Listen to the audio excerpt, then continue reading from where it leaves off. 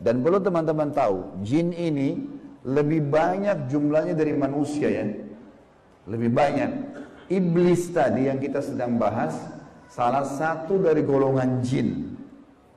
Jadi ada jin-jin yang lain. Allah ceritakan dalam surah jin khusus. Surah nomor 72 bicara masalah itu.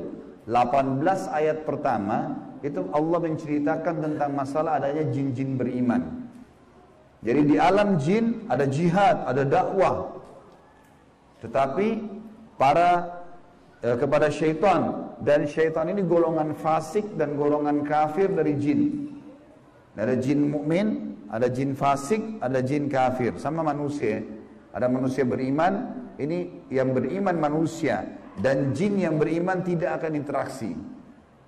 Kalau golongan fasik dari manusia dan golongan kafir, fasik maksudnya muslim tapi masih banyak dosanya. Di alam jin juga ada jin fasik, muslim tapi banyak dosanya, dan ada kafir. Di alam jin, fasik sama kafir ini namanya syaitan. Jadi semua syaitan pasti jin, tidak semua jin itu syaitan. Bisa ditangkap ini ya? Oke. Ini pemahamannya. Nah, syaitan ini dipimpin oleh iblis.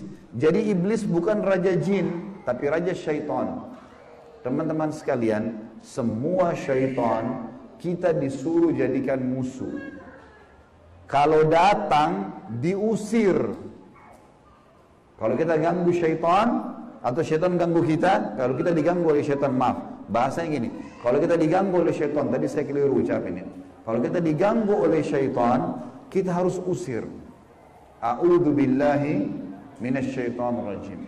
Mulai ada malas ibadah, mau buat dosa, mau buat zina, a'udzubillahi minasyaitonir. Syaitan lagi datang nih godain.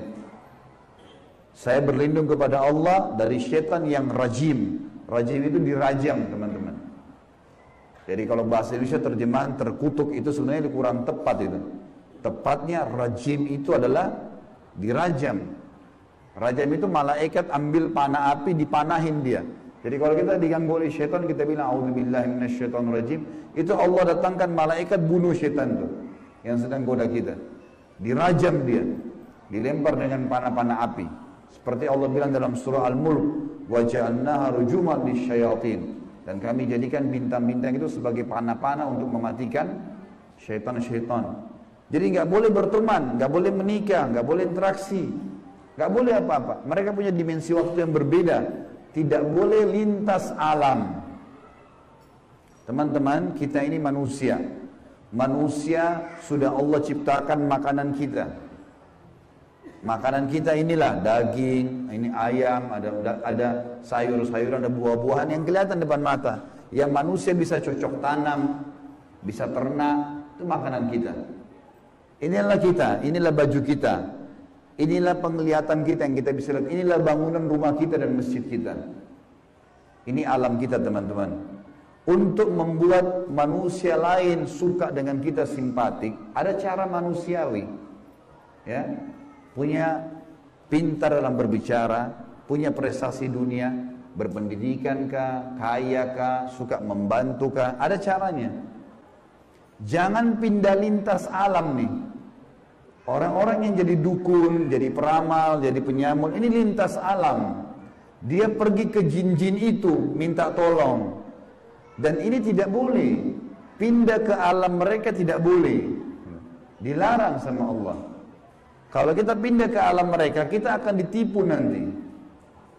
Kalau jin beriman, tidak akan kerjasama sama manusia. Tapi syaitan ini kerjasama sama manusia. Ingat, kita pemimpin, garis bawahi kalimat ini. Jadi, orang-orang yang jadi dukun itu, kalau mereka pergi ke bersemedi di gua, di pinggir pantai, manggil-manggil, wahai dewa, wahai penjaga ini, apalah di Indonesia, ini Roro Kidur lah, atau apa semua dipanggil Gondoruo, Tuyul. Ini semua teman-teman, bahasa yang diucapkan oleh manusia, karena tidak faham kedudukan dia. Dia kalau lagi bersemedi di situ, syaitan yang lewat di sekitar tempat itu muter-muter lihat, ini manusia, ini pemimpin saya ini, nggak bisa, dia mengalahkan manusia nggak bisa. Syaitan nggak bisa kalahin kita. Syaitan hanya bisa bisik saja, buat jangan gini, cuma begitu. Nggak lebih daripada itu. Bapak Ibu sekarang waktu mau kesini tadi ke masjid, mungkin ada setan bisikin, jauh, keburu nggak ya, dapat tempat atau apalah. Tapi Bapak Ibu tetap jalan. Setannya mau buat apa? Nggak bisa buat apa-apa, cuma bisa bisik. Jangan gini, gitu, segala macam. Cuma itu, manusia kalau bantah, nggak bisa buat apa-apa dia. Nggak bisa setan menjelma cekik kita, enggak, kamu harus berzina. Enggak. Setan cuma bisik, itu zina, itu perempuan, itu begini. Tapi kalau saya bilang enggak, saya nggak mau. Terus setannya buat apa? Gak bisa buat apa-apa, lemah sekali. Allah bilang inna kaidah syaitani kana dha'ifa.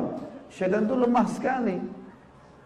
Kalau ada manusia yang tidak faham tentang kedudukan mereka sebagai khalifah, ditipulah oleh syaitan itu. Sama tadi orang bersemedi itu.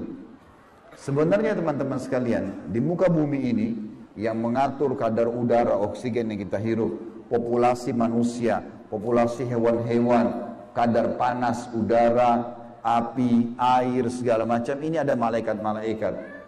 Teman-teman kalau membaca surah Al-Ma'arij dan surah Al-Buruj, surah nomor 77 dan surah nomor 79, di situ disebutkan panjang lebar tentang tugas-tugas malaikat. Jadi yang urus lautan, urus gunung, urus tumbuh-tumbuhan, semua ini malaikat, makhluknya Allah. Rukun iman kita yang kedua, kita harus yakin mereka ada. Nah, kalau ada manusia datang ke gua-gua ini, minta-minta, panggil syaitan, panggil dewa, panggil penjaga gua atau apa saja, syaitan di sekitar situ tadinya takut sama manusia ini. Makanya orang kalau bersemedi nggak pernah kurang dari 3 hari, 1 minggu, ada yang 1 bulan, ada yang bertahun-tahun bersemedi.